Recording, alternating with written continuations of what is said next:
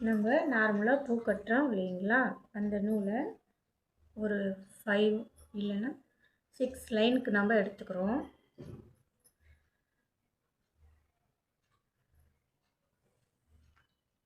நமக்கு எவ்வளோ NEET flower வேணுமோ அவ்வளோ நீட் எடுத்துக்கிறோம்.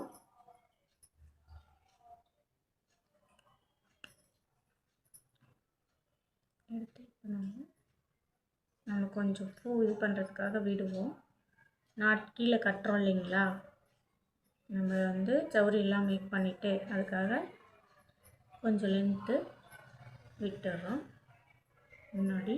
அதுக்கப்புறம் இருக்கிற லென்த்தை நம்ம இப்படி எடுத்துக்கிட்டு நார்மலாக பூ கட்டுவோம்.